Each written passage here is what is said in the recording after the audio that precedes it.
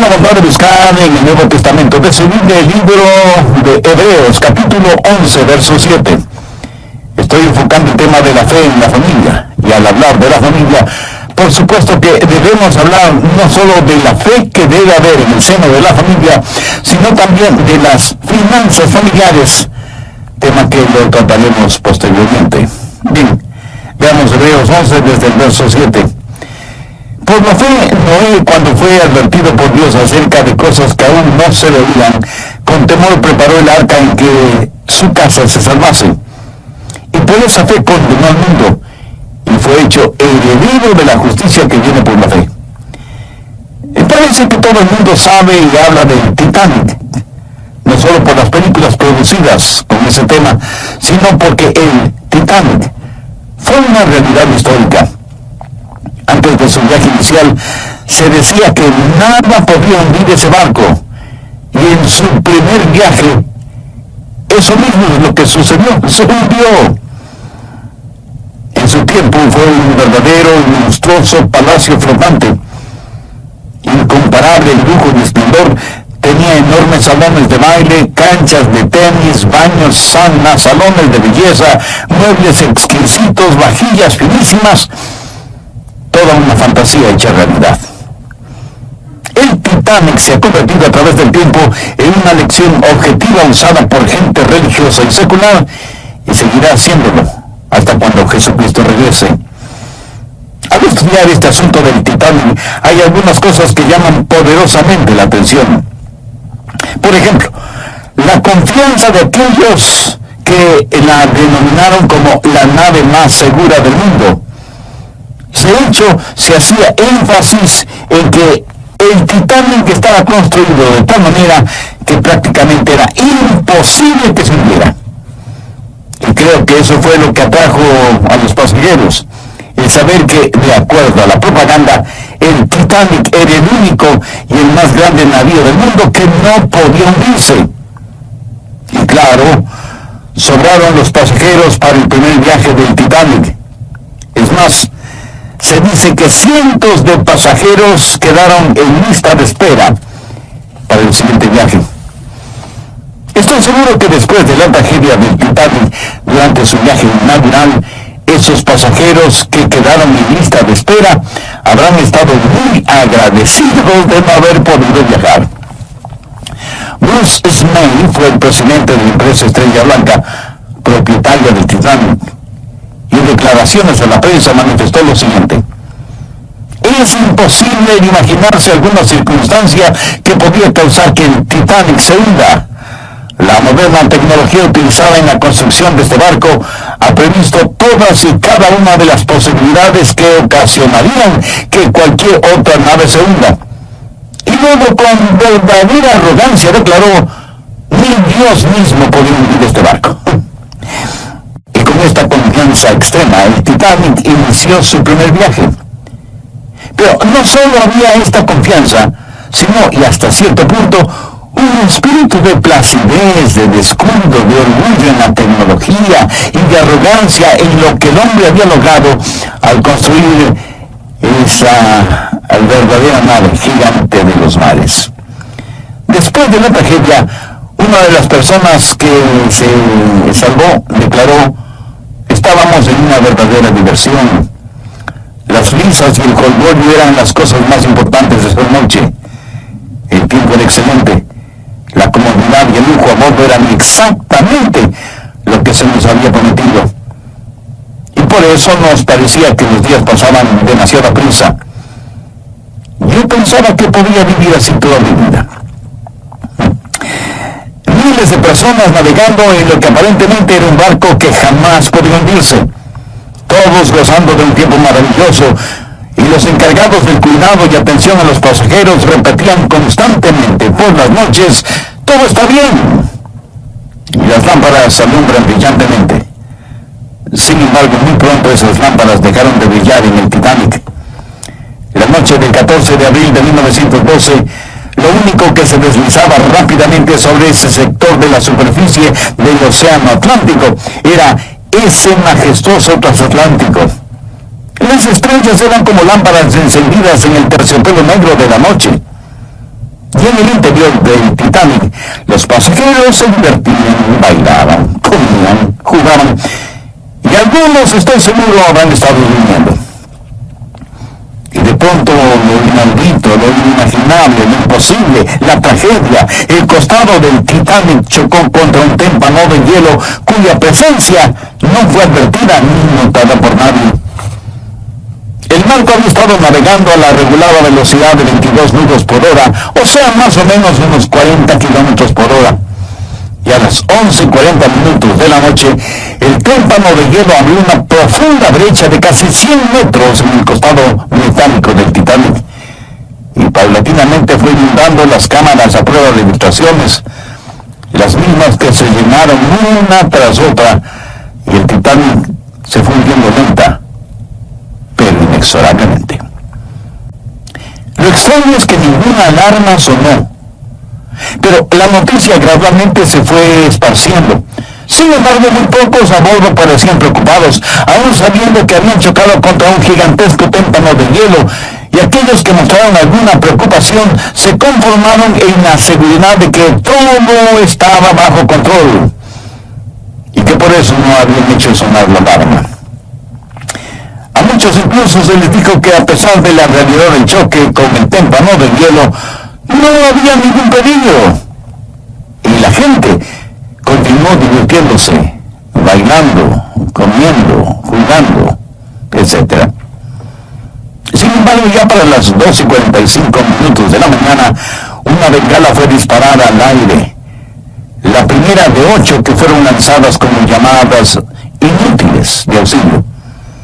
Finalmente se dieron cuenta que el barco tenía que ser abandonado. Primero las mujeres y los niños debían abandonar ese palacio que se hundía. A la 1:30 de la mañana, el crucero de ensueño se había convertido en la más horrible pesadilla, y para muchos fue demasiado tarde. Había 2.000 personas a bordo del Titanic, pero en los botes salvavidas solo había espacio para 1.000. En ese momento todos se olvidaron de las reglas, de los principios elementales de cortesía, de caballerosidad, etc. Los hombres no tuvieron reparos en empujar fuera del camino y hasta pisar sobre mujeres y niños para tratar de lograr un espacio en los botes salvavidas. Muchos hombres se disfrazaron de mujeres para tratar de salvarse. Y muchos de quienes ya estaban en los botes salvavidas vieron a sus seres amados quedarse en el barco que se hundía, o en su desesperación saltar sin chalecos salvavidas hacia las negras aguas del océano. Muchos vieron a sus cónyuges, a hijos, a hijas, a sus novios o novias, a sus abuelitos o a sus nietos pasar a la eternidad en medio de la desesperación y de la angustia. Y quienes ya estaban en los botes salvavidas solo escuchaban las voces de aquellos que estaban tratando de sobrevivir, nadando en las heladas aguas del mar, clamando por auxilio, pero ya no había espacio para nadie más en los botes, y esas voces se fueron apagando en la oscuridad de la noche. Lo impensable había sucedido. El Titanic se había hundido. Solo quedaban unos pocos desesperados sobrevivientes. 1.500 almas tuvieron un sepulcro líquido. A bordo del Titanic había varias clases: los pasajeros de la clase de lujo, los pasajeros de primera, de segunda y de tercera clase, y por supuesto mozos, mecánicos, carpinteros, plomeros, cocineros, etcétera, etcétera. Pero durante la tragedia, esas clases desaparecieron, no tenían ninguna importancia, y realmente quedaron solo 2 clases: los salvados y los perdidos. En nuestra sociedad actual tenemos diferentes clases, pero ¿no se ha puesto a pensar que es como si todos estuviéramos a bordo del Titanic y no tenemos ni la menor idea cuándo y en qué forma vamos a chocar con nuestro destino? Y que cuando eso suceda, solamente quedarán 2 clases: los salvados y los perdidos. Y estuve pensando en el buen y seguro barco de la gracia en el cual Noé y su familia se salvaron. ¿Y qué ¿Qué diferencia hay entre el arca y el Titanic? Usted sabe que la historia de Noé es una historia verdadera. Y nosotros debemos poner a nuestra familia en el arca de seguridad, que es la única forma garantizada de salvarla. Hay varias cosas que debemos notar en Hebreos 11:7. En primer lugar, la fe de Noé. Verso 7. Por la fe de Noé, cuando fue advertido por Dios acerca de cosas que no se veían, con temor preparó el arca en que su casa se salvase. Aquí cuando se dice su casa, está haciendo referencia a su familia. ¿Cómo es que fue educado Moisés? Por fe. ¿Cómo es que vamos a educar a nuestros hijos en estos días en los cuales vivimos? Por fe. Por fe, Noé preparó el arca. Mi amigo, la fe no es el quedarse sentado sin hacer nada, diciendo lo que será, será. Fe es creencia que tiene piernas y brazos. Noé, por fe, preparó el arca. La fe de él fue una fe que esperaba y trabajaba.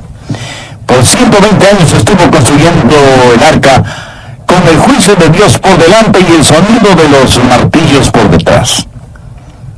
Y la Biblia dice que él hizo esto porque fue advertido por Dios. O sea, su fe estaba basada en la palabra de Dios, porque la fe, como lo dijera Pablo siglos más tarde, la fe es por el oír y el oír por la palabra de Dios. Fue una revelación divina la que causó que Noé hiciera lo que hizo. Eso significa que usted no tendrá fe por su familia hasta que escuche la voz de Dios. La fe verdadera, aunque esté sola, permanece. A Noé lo miraban como si fuera una persona extraña, rara, excéntrica, completamente diferente de todos. Y en nuestros días, a los genuinos cristianos se nos sigue mirando de la misma manera, porque no nos amoldamos a los parámetros del mundo. Noé fue diferente. Y nosotros debemos serlo también, aunque nos quedemos solos. La verdadera fe no depende de las apariencias. Y por las apariencias no había razón para creer que había un diluvio. Y después de todo, ¿qué era un diluvio? Tanto como podemos deducir, nunca ni siquiera había llovido sobre la tierra. Había una especie de rocío que caía refrescantemente sobre toda la creación de Dios. Nunca había sucedido una calamidad mundial. No había nada que hiciera pensar en un diluvio. Siempre cielo azul y despejado. Y de acuerdo a las palabras de Jesús, comían, bebían, se casaban y se daban en casamiento hasta el día en que Noé entró en el arca y vino el diluvio y los destruyó a todos. Todo era tranquilo, espléndido, como a bordo del Titanic. Pero Noé era diferente. Noé tenía fe. Así que, en primer lugar, Noé tenía una fe firme. En segundo lugar, Noé era un hombre temeroso. Cuando Noé recibió directamente de parte de Dios la advertencia de cosas que ni siquiera se veían, la Biblia dice que con temor preparó el arca. Con temor. ¿Se acuerdan de los padres de Moisés, Amram y Jocabed, quienes no tuvieron temor del edicto del faraón? Por eso más tarde el joven Moisés no tuvo temor de darle la espalda al faraón. Pero ahora leemos que Noé con temor. ¿Sabe usted que hay dos clases de temor? Hay el temor de Dios y hay el temor del mundo. Amram y Jocabed no tenían temor del mundo. ¿Sabe por qué? Pues porque tenían el temor de Dios. Y de esa clase de temor es de la que estamos hablando ahora. Noé fue advertido por Dios. Y cuando hablamos del temor de Dios, estamos hablando del principio de la sabiduría. Ahora, por favor, escúcheme atentamente. El temor de Dios no significa que estamos asombrados, asustados, desmayados, sobrecogidos de espanto al pensar en Dios. No, de ninguna manera. El temor de Dios es amor de rodillas. Es el entender que nuestro Dios es extraordinario y es absolutamente santo.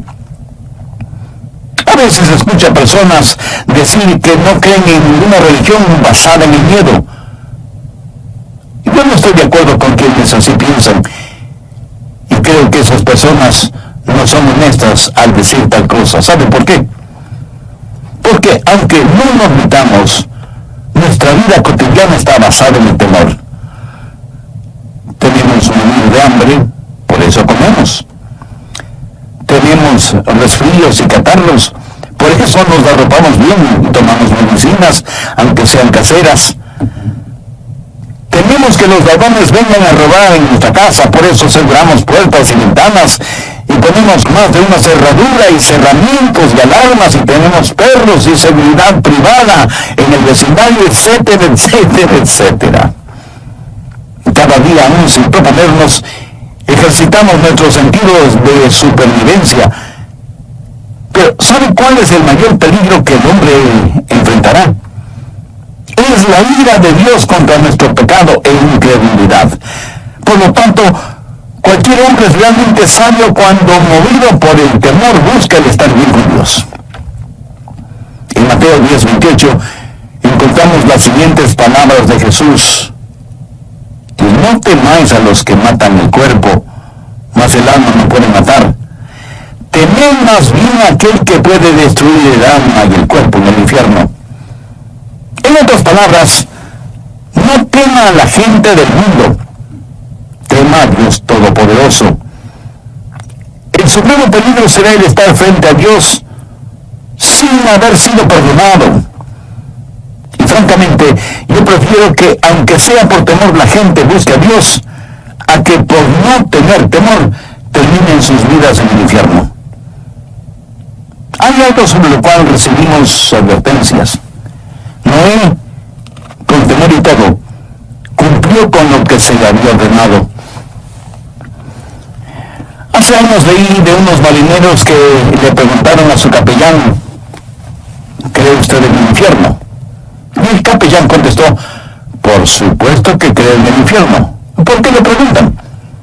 Y los marineros le dijeron: porque si hay infierno y usted no cree en él, no lo queremos como capellán. Y si es que no hay infierno, no necesitamos ningún capellán. Amigo, Jesús no es un capellán.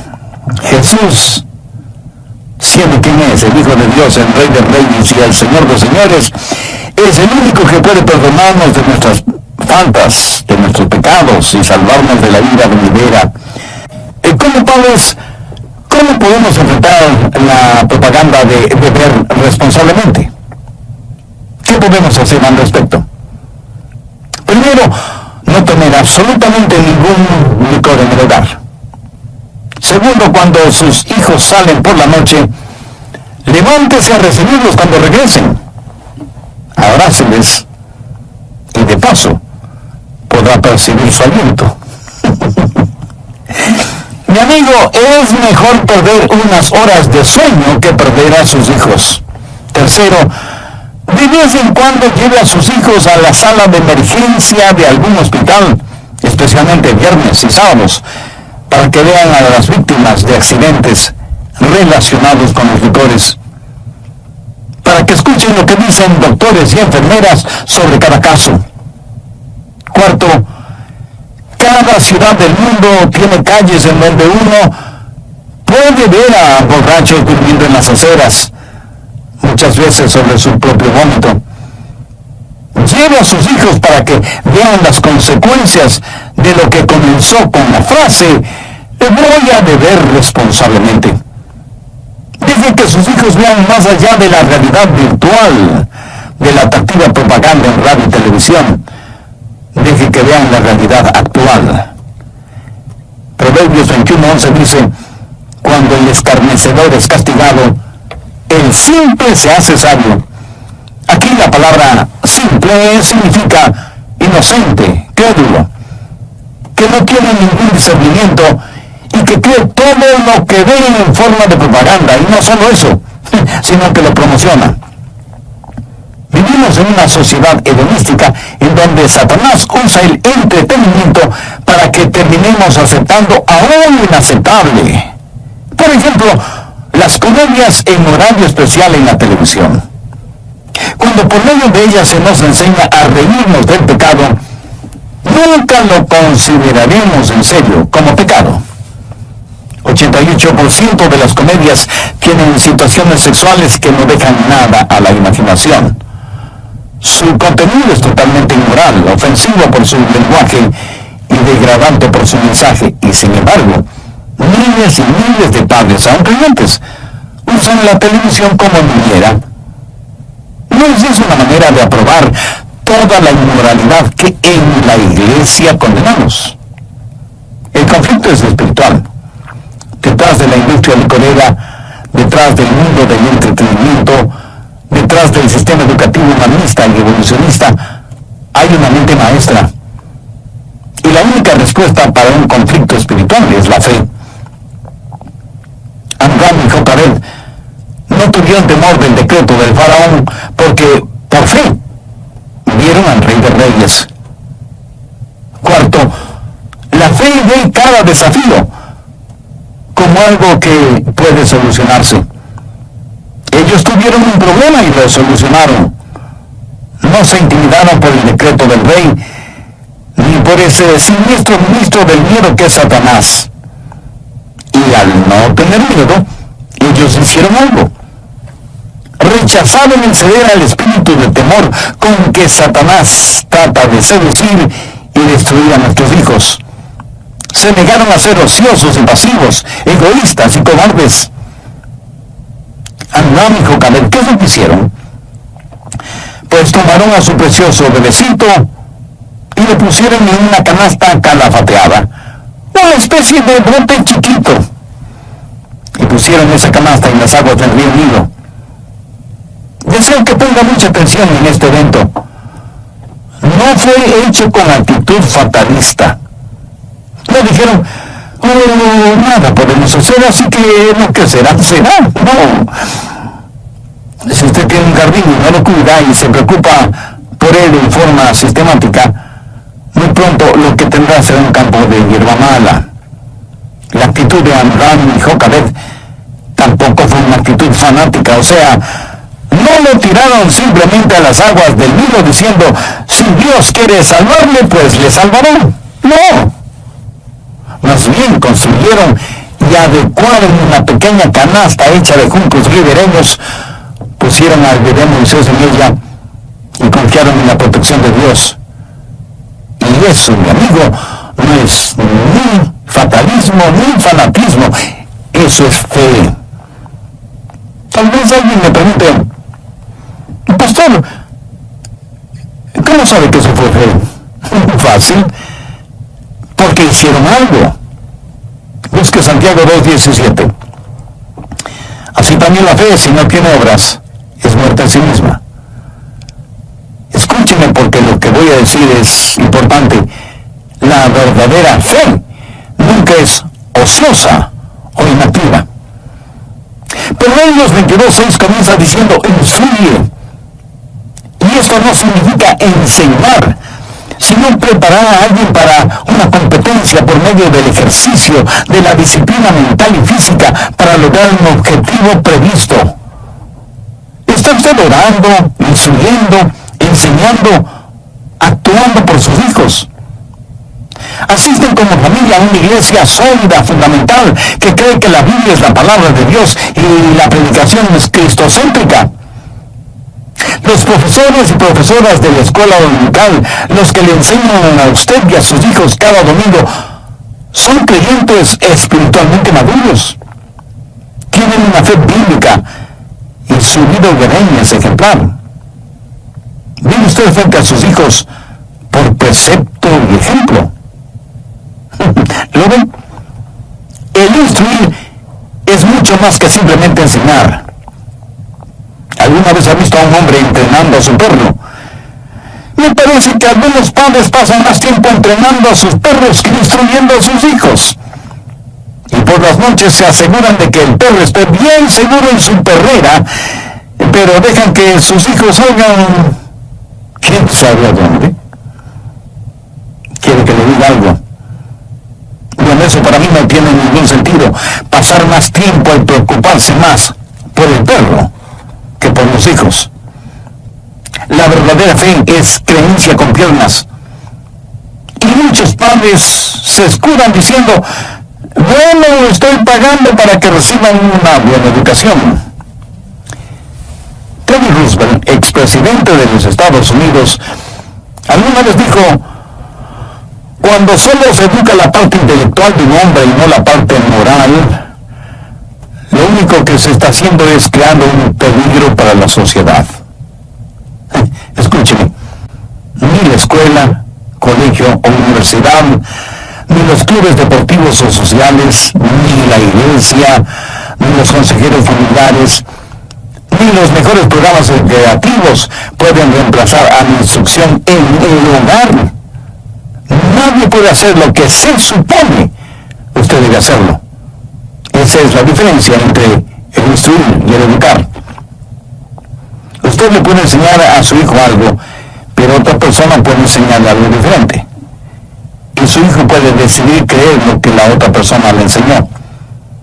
Pero cuando usted instruye a su hijo, está poniendo algo dentro de él que no importa cuán rebelde se vuelva, siempre habrá algo en su interior que lo refrena.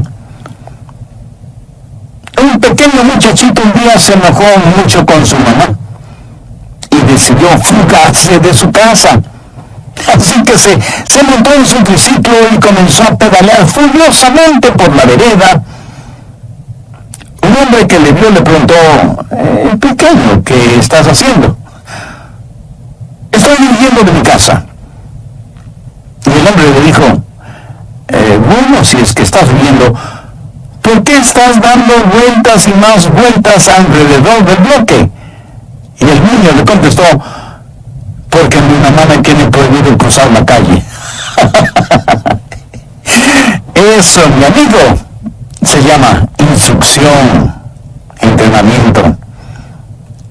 ¿Sabe que Jocabed tuvo el enorme gozo y privilegio de instruir a su hijito Moisés? ¿Cómo fue posible eso? Creo que todos conocemos muy bien esa historia. Ahí está el bebé Moisés, navegando plácidamente en su improvisado botecito. La hija del faraón baja al río a bañarse y surge una pregunta. ¿Por qué la hija del faraón baja al río a bañarse? Eso es ridículo. Quiero decir, ella seguramente tenía una tina de mármol, lujosos implementos y utensilios para bañarse y sales aromáticas y todo eso. ¿Ha visto usted alguna vez el río Nilo? Es un río sucio. ¿Por qué a ella se le antojó ese día a bañarse en el río? Bueno, yo no lo sé. Más bien dicho, esa fue la providencia de Dios. Y cuando ella estuvo en el río, oyó el llanto de un bebé. Seguramente un ángel bajó y pellizcó al bebé Moisés para que llorara en ese preciso momento. No sé, tal vez sea así, pero no estoy seguro. Lo cierto es que la princesa egipcia, tal vez movida por un innato sentimiento maternal, tomó al bebé en sus brazos mientras que Miriam, la hermana de Moisés, que estaba escondida entre la vegetación del río, miraba todo lo que sucedía. Y con la astucia solo explicable por la intervención de Dios, Miriam se acercó a la princesa para informarle que ella conocía a una mujer que estaría complacida de cuidar a ese bebé. Por supuesto, estaba pensando en Jocabed, la madre de Moisés. Cuando uno lee esta historia, es imposible dejar de ver la providencia de Dios. Jocabed tuvo el privilegio de criar, alimentar, instruir y enseñar a su hijito. Y todos esos gastos salían de la tesorería egipcia. Y a Jocabed le pagaron por hacer un trabajo que ella hubiera podido pagar con su propia vida por hacerlo. El criar a su propio hijo. Maravillosa historia. Pero nota lo siguiente. Por fe ellos prepararon esa canasta salvavidas. O sea, hicieron aquello que podían hacer. fue todo lo que pudieron hacer. Escúcheme, Dios hará el resto. Esa es la providencia de Dios. Yo sé que hay situaciones que usted no puede controlar, pero cuando usted actúa por fe, cuando hace todo lo que puede hacer y pone a sus retoños en las manos de Dios, Él hará cosas increíbles por sus hijos, cuando usted tiene una fe firme. Lo que sucedió con Moisés, la hija del faraón, Jocabed y Miriam, no fue una cosa del destino ni de la buena suerte, ni nada de ese estilo. Fue la providencia de Dios. La fe ve cada desafío como algo que puede resolverse. No deje que el diablo le vuelva negativo o pesimista en lo relacionado con sus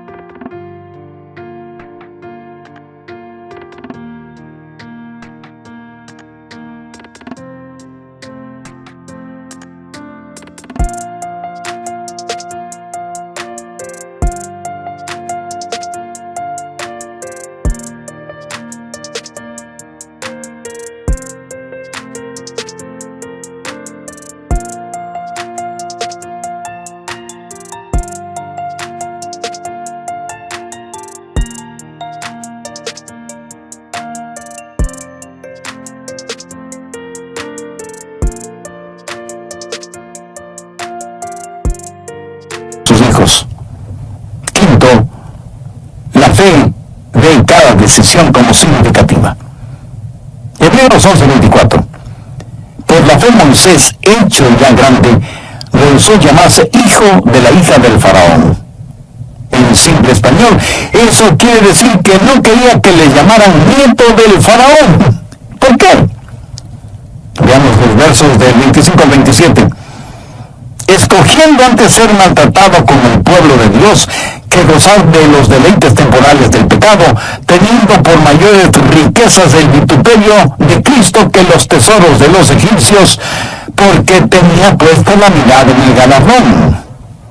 Por la fe dejó Egipto, no temiendo la ira del rey, porque se sostuvo como viendo al invisible.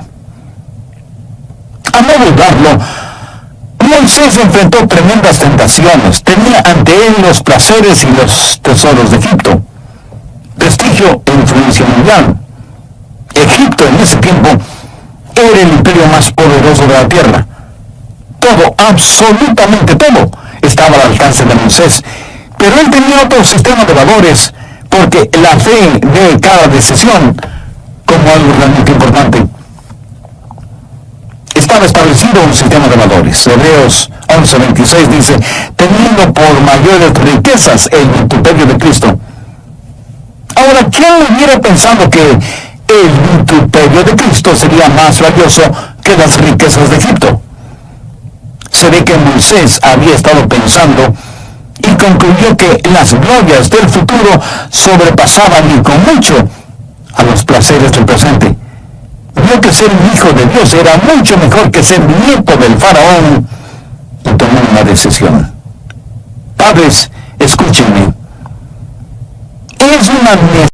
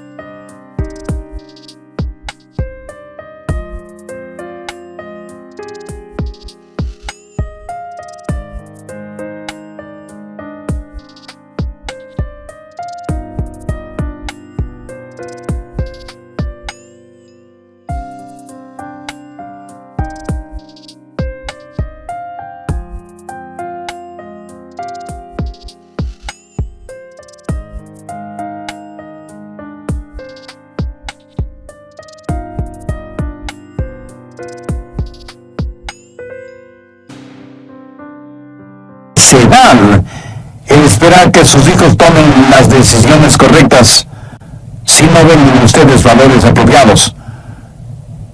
¿Quién cree usted que puso esa manera de pensar en la mente y corazón de Moisés? Pues sus padres, Amram y Caleb.